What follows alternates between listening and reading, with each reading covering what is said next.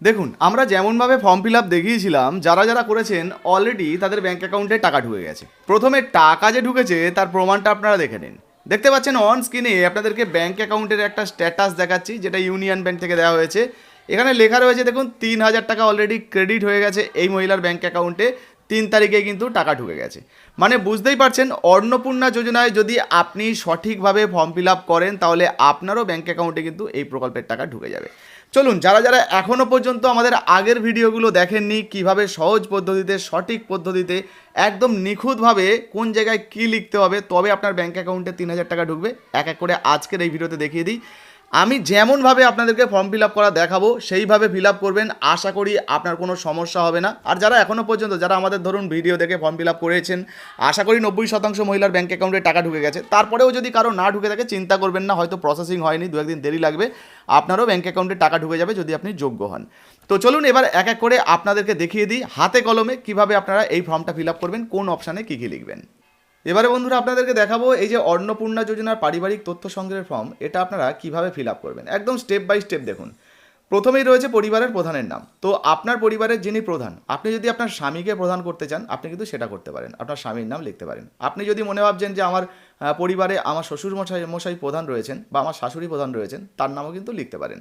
এবারে আধার কার্ডে যে নামটা রয়েছে সেই অনুযায়ী কিন্তু লিখবেন, হ্যাঁ, ভুল করবেন না।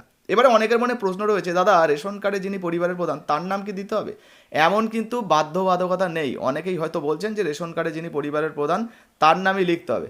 তবে অনেকেই রয়েছেন আমাদের এখানে যারা ফর্ম ফিল আপ করেছেন, তো তারা কি করেছেন, এখানে স্বামীর নাম দিয়ে পরিবারকে আলাদা করেছেন। কেন না, তারা কিন্তু এক সংসারে নেই, তাদের পরিবার আলাদা। বহু বছর হয়ে গেছে, তারা কিন্তু আলাদা সংসার করেছেন, আলাদাভাবে থাকেন। তো সেই জন্য তিনি তার স্বামীকে পরিবারের প্রধান করেছেন, অলরেডি তাদের ব্যাঙ্ক অ্যাকাউন্টে টাকা ঢুকে গেছে। তাহলে আমি এটা বলছি না যে রেশন কার্ডে যিনি পরিবারের প্রধান রয়েছেন আপনি তাকে করবেন না। তবে হ্যাঁ, আপনি চাইলে কিন্তু আপনার রেশন কার্ডে ধরুন পরিবারের প্রধান আপনার শ্বশুর রয়েছে, এবার আপনি আপনার পরিবারটাকে রেশন কার্ড থেকে আলাদাও করতে পারেন।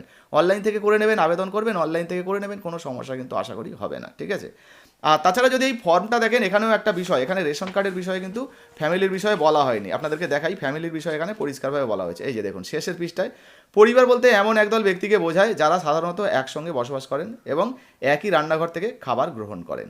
মানে বুঝতে পেরেছেন, এখানে কিন্তু রেশন কার্ডের যে পরিবারের প্রধান সেটা কিন্তু বলা হয়নি। আপনার পরিবারে যদি একসঙ্গে, আপনারা যৌথ পরিবারে থাকছেন, একসঙ্গে খাওয়া দাওয়া করেন, তাহলে কিন্তু আপনারা আপনার পরিবারের যিনি প্রধান যাকে করতে চাইছেন তাকে করতে পারেন। না হলে আপনি চাইলে, আপনি যদি আলাদা হন, আলাদা সংসারে খাওয়া দাওয়া করেন, তাহলে আপনি আপনার স্বামীকে আলাদা করতে পারেন। বোঝা গেল? এইটুকু আশা করি আপনাদের বোঝাতে পেরেছি। এইবারে দ্বিতীয়তে রয়েছে জন্ম তারিখ। এখানে পরিবারের যিনি প্রধান রয়েছেন তার জন্ম তারিখ দিয়ে দেবেন। পরিবারের প্রধানের লিঙ্গ তিনি পুরুষ মহিলা যেটা হবেন তাতে ঠিক দেবেন। এরপরে পরিবারের প্রধানের আধার কার্ডের নাম্বার, অবশ্যই কিন্তু আধার কার্ডের নাম্বারটা দেবেন। ডিজিটাল রেশন কার্ডের পারিবারিক আইডি নাম্বার যদি থাকে এখানে বসাবেন। কিভাবে বের করতে হয় আমাদের ভিডিও রয়েছে, আপনারা চাইলে দেখে নিতে পারেন। তবে এটা বাধ্যবাধকতা নয়, আপনারা নাও বসাতে পারেন, কোনো সমস্যা নেই। এরপরে দেখুন বলা হচ্ছে পরিবারের সদস্য সংখ্যা। তো আপনার পরিবারে কজন সদস্য রয়েছে সেটা বসাবেন। আমাদের যেমন 3 জন, তো আমি 3 জন বসিয়েছি, মানে 3 লিখে দিয়েছি। আপনার ক্ষেত্রে 5 হলে 5, 7 হলে 7 আপনি কিন্তু বসাতে পারেন। একটা কথা মাথায় রাখবেন, পরিবার থেকে যখন রেশন কার্ডের পরিবার থেকে যখন পরিবার আলাদা করবেন, তখন কিন্তু 7 জন বা তার বেশি সদস্য হলে তবেই আপনারা আলাদা করতে পারবেন, হ্যাঁ, এটা মাথায় রাখবেন। যাই হোক, এবার দেখুন ঠিকানা। এই জায়গায় আপনার গ্রামের নাম, পোস্ট অফিসের নাম, আপনার থানার নাম, জেলার নাম, পিনকোড সব লিখে দেবেন। বা আপনি যদি শহরে বাস করেন সেই অনুযায়ী আপনার ঠিকানা লিখে দেবেন, স্থায়ী ঠিকানা। যোগাযোগ নাম্বার, এখানে পরিবারের যিনি প্রধান রয়েছেন তার আধার কার্ডের সঙ্গে লিঙ্কযুক্ত যে মোবাইল নাম্বার সেইটা কিন্তু এখানে বসাবেন। এই যে দেখাচ্ছি আপনাদেরকে, দেখতে পাচ্ছেন। এবার দেখুন 9 নম্বরে বলা হয়েছে নাম, জন্ম তারিখ, লিঙ্গ, পরিবারের প্রধানের সঙ্গে সম্পর্ক, আধার নম্বর, পরিবারের সকল সদস্যদের, ঠিক আছে, সকল সদস্যদের তথ্য দিতে হবে। পরিবারের প্রধানের নাম, আচ্ছা এই ফাঁকা জায়গায় কিছু লেখার দরকার নেই। পরিবারের প্রধানের নাম, এই জায়গায় পরিবারের যিনি হেড তার নাম লিখবেন। যদি পরিবারের প্রধান কোনো মহিলা হন সেক্ষেত্রে কিন্তু তার বয়স 60 বছরের নিচে হলে তিনি যদি অন্নপূর্ণা যোজনায় আবেদন করতে চাইছেন তাহলে এখানে হ্যাঁতে টিক করবেন। আর যদি কোনো প্রধান এখানে পুরুষ হন তাহলে কিন্তু এখানে ফাঁকা রাখবেন। যেমন এখানে লেখা রয়েছে না, অন্নপূর্ণা যোজনা আবেদন করা হচ্ছে, মানে অন্নপূর্ণা যোজনার জন্য আবেদন করা হচ্ছে, তো পুরুষ তো আর আবেদন করতে পারবে না, সেই জন্য ফাঁকা রাখবেন। এবার দেখুন সদস্য 1, সদস্য 1-এ কী লেখা রয়েছে, এখানে কিন্তু আমাদের ক্ষেত্রে মহিলা রয়েছেন যেহেতু 3 জন সদস্য। আপনার ক্ষেত্রে যদি কোনো পুরুষ থাকে তাহলে তার নাম লিখবেন, তার জন্ম তারিখ, লিঙ্গ, পরিবারের সঙ্গে মানে পরিবারের প্রধানের সঙ্গে সম্পর্ক কি, আধার নাম্বার লিখবেন। এবার তিনি যদি অন্নপূর্ণা যোজনায় আবেদন করছেন হ্যাঁ দেবেন, না হলে না দেবেন। তো এক্ষেত্রে যেমন মহিলা, তার নাম, জন্ম তারিখ, লিঙ্গ, পরিবারের সঙ্গে সম্পর্ক কি, তারপর আধার কার্ডের নাম্বার।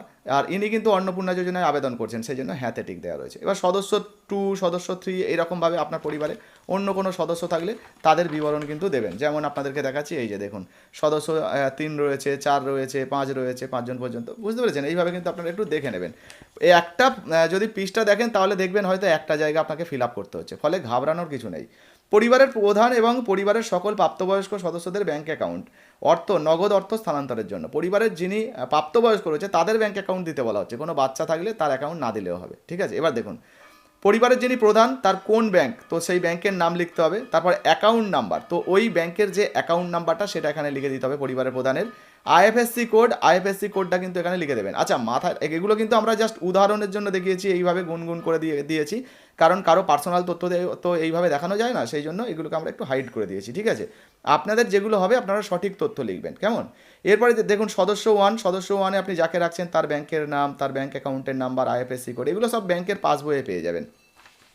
এরপরে চলে আসুন পরের পৃষ্ঠায়ও কিন্তু তেমন কিছু নেই।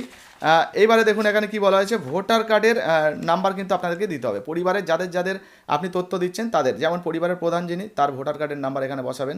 এইবারে ভোটার কার্ডের নাম্বার বসানোর পর বিধানসভা ক্ষেত্র এবং অংশ নাম্বার, তো এখানে আপনার যে বিধানসভার নাম, বিধানসভার ক্ষেত্র, ধরুন এখানে 145 বা 146 অমুক বিধানসভা, সেটা লিখে একটা কমা দিয়ে আপনি এখানে কি করবেন, এখানে আপনার যে মানে অংশ নাম্বারটা সেটা দিয়ে দেবেন। যেমন এখানে ধরুন 145 দিয়ে আপনার ধরুন আমগাছিয়া, ঠিক আছে? আমগাছিয়া লিখলেন, লেখার পরে এখানে একটা কমা দিয়ে ধরুন আপনার অংশ নাম্বার 33, তো সেটা লিখে দেবেন, বুঝতে পেরেছেন? এইভাবে কিন্তু আপনারা ফর্মটা ফিল আপ করবেন। জাস্ট আমি উদাহরণের জন্য এরকম দিয়েছি আর কি, আপনারটা আপনি লিখে করবেন। এবারে সদস্য 1 যাকে রাখছেন তার ভোটার কার্ডের নাম্বার, তার বিধানসভা ক্ষেত্রের নাম এবং নাম এবং অংশ নাম্বার লিখে দেবেন। এইভাবে কিন্তু আপনারা লিখে দেবেন, সমস্যা নেই। এইবারে আপনারা কি করবেন, নিচের দিকে চলে আসবেন, এখানে দেখুন বিভাগে কি রয়েছে, আপনি কোন ক্যাটাগরির, তো আপনি যদি তপশিলি হন, তপশিলি উপজাতি হন, ওবিসি হন, যেটা হবেন সেটাতে টিক করবেন। আর যারা আনরিজার্ভ মানে অসংরক্ষিত, তারা কিন্তু এখানে টিক করতে পারেন, ঠিক আছে?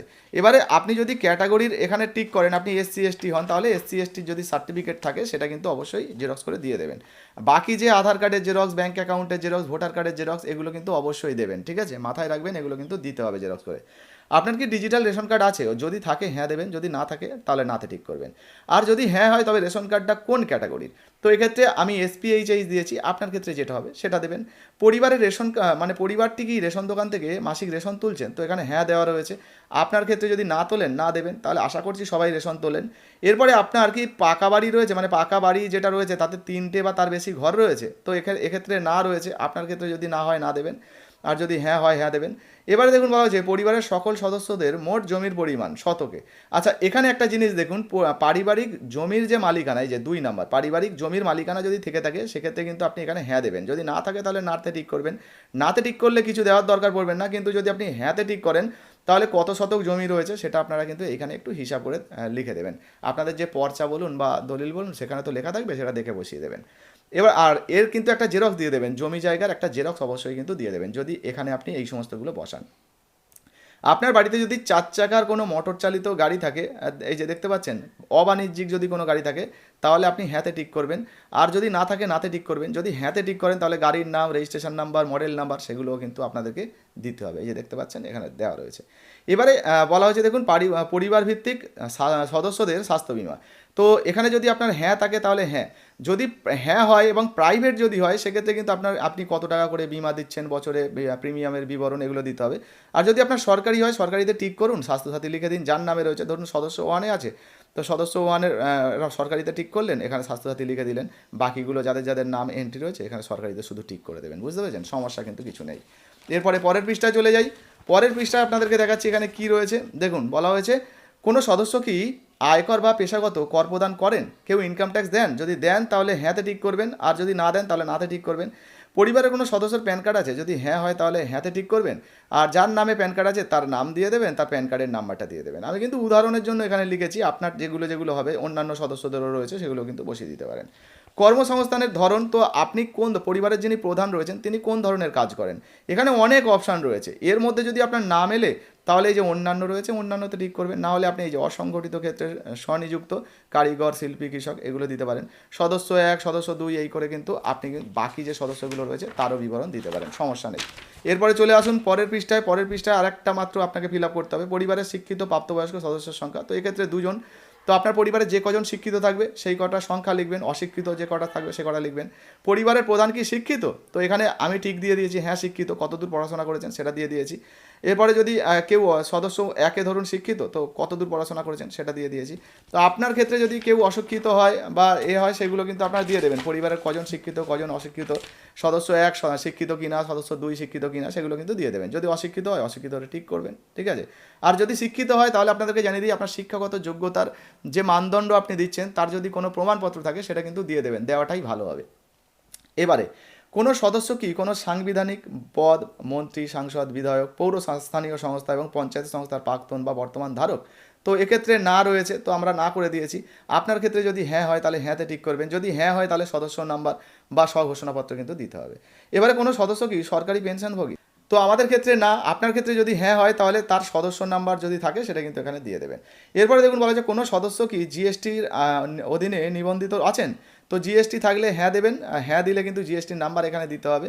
আর যদি আপনি না দেন, এই যে দেখাচ্ছি আপনাদেরকে, এই যে, আর যদি না দেন তাহলে কিছু লেখার দরকার নেই। পরিবারের মোট বাৎসরিক ইনকাম এখানে টাকায় আপনারা দিয়ে দেবেন, আমি একটা উদাহরণস্বরূপ এখানে দিয়েছি, আপনার ক্ষেত্রে যেটা হবে সেটা দেবেন। সিএ এর বর্তমান অবস্থা যদি থাকে, যদি আপনি নাগরিকত্বের জন্য আবেদন করে থাকেন সিএ এর জন্য, তো সেক্ষেত্রে আপনার ক্ষেত্রে প্রযোজ্য হলে দেবেন, কোনো তথ্য থাকলে দেবেন, আর না হলে প্রযোজ্য নয়তো ঠিক করবেন, এক সদস্য দুই সদস্য তিন এইভাবে পরিবারে যারা যারা রয়েছে তাদেরগুলো কিন্তু আপনারা ঠিক করবেন। এরপরে চলে আসুন আপনারা পরের পৃষ্ঠায় দেখুন এখানে কি বলা আছে, কিষাণ ক্রেডিট কার্ড। এই যে দেখতে পাচ্ছেন কিষাণ ক্রেডিট কার্ড, তারপরে মৎস্যজীবী ক্রেডিট কার্ড, এইগুলো স্টুডেন্ট ক্রেডিট কার্ড যদি আপনার থাকে তাহলে দেবেন।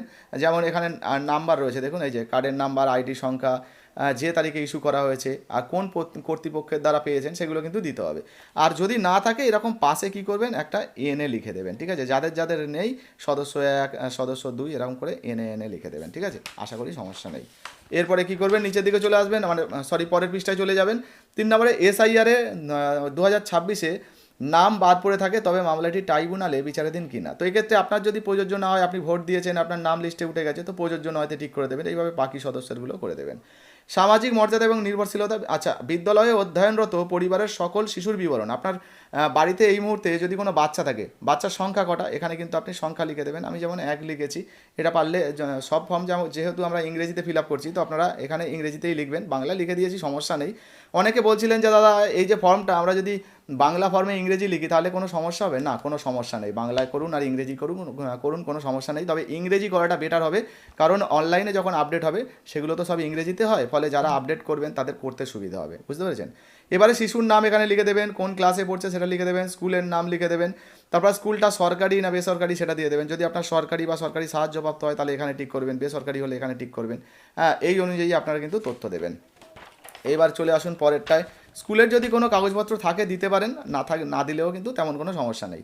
শিশুদের টিকাকরণের বর্তমান অবস্থা, তো যদি টিকা হয় বা শুরু হয়েছে তাহলে এখানে টিক করবেন। আর টিকার যে টিকাকরণের যে কার্ডটা রয়েছে না, যে ডেটগুলো দেওয়া থাকে টিকাকরণের, সেই জায়গাটার একটা কিন্তু জেরক্স করে দেবেন। এবারে দেখুন বলা হয়েছে যে আপনি কি কোনো প্রকল্পের টাকা পাচ্ছেন, এই যে যেমন বলা হয়েছে আপনি কি কোনো সরকারি প্রকল্পের সুবিধা ডিবিটির মাধ্যমে পাচ্ছেন। আচ্ছা, এই জায়গাটা কিন্তু এই ফর্মের পুরনো ফর্মে একটু আলাদা আছে, আমি নতুন ফর্ম আপনাদেরকে দেখাই। নতুন ফর্মটা কিন্তু আপনারা দেখলে আশা করি বুঝতে পারবেন। 1 মিনিট, হ্যাঁ, একটু অপেক্ষা করুন, আমি একটু খুলে দেখাচ্ছি আপনাদেরকে, নতুন ফর্মটা আপনাদেরকে খুলে দেখাই। আচ্ছা, এই যে দেখুন, এই জায়গাটা যদি আপনি দেখেন, আপনি কি কোনো প্রকল্পের সুবিধা ডিবিটির মাধ্যমে পাচ্ছেন, তো আপনি যদি পান তাহলে হ্যাঁতে টিক করবেন, আর যদি না পান তাহলে এই যে না রয়েছে না, নাতে টিক করে দেবেন। এবার ধরুন আপনি কোনো প্রকল্পের এটা কিন্তু পরিবারের প্রধান, ঠিক আছে। এবার ধরুন সদস্য 1 রয়েছে, তো সদস্য 1-এর ক্ষেত্রে আপনি ধরুন কোনো প্রকল্পের টাকা পাচ্ছেন, তো সেক্ষেত্রে আপনি এখানে হ্যাঁতে টিক করবেন, আর যদি কোনো প্রকল্পের টাকা পাচ্ছেন না, নাতে টিক করবেন। যদি পান, ধরুন আপনি পাচ্ছেন, সেক্ষেত্রে এই যে, আচ্ছা, এই বিষয়টা একটু পরিষ্কার করে দিই, এখানে অনেকের মনে একটা প্রশ্ন রয়েছে, দাদা ডিবিটির মাধ্যমে তো লক্ষ্মী ভাণ্ডার প্রকল্পের টাকা পাওয়া যায় না, অনেকে কি করছেন এই হ্যাঁতে টিক করে এখানে লক্ষ্মী ভাণ্ডার লিখছেন, তো লিখলেও কোনো সমস্যা নেই, ঠিক আছে। সরকারি আধিকারিক যারা ভেরিফিকেশন করছেন তারা কিন্তু সব জানেন, আপনারা চিন্তা করবেন না। এবার দেখুন এখানে কি রয়েছে, ধরুন সদস্য 1 লক্ষ্মী ভাণ্ডার পায়, এখানে হ্যাঁতে টিক করলেন, এখানে লক্ষ্মী ভাণ্ডার লিখলেন।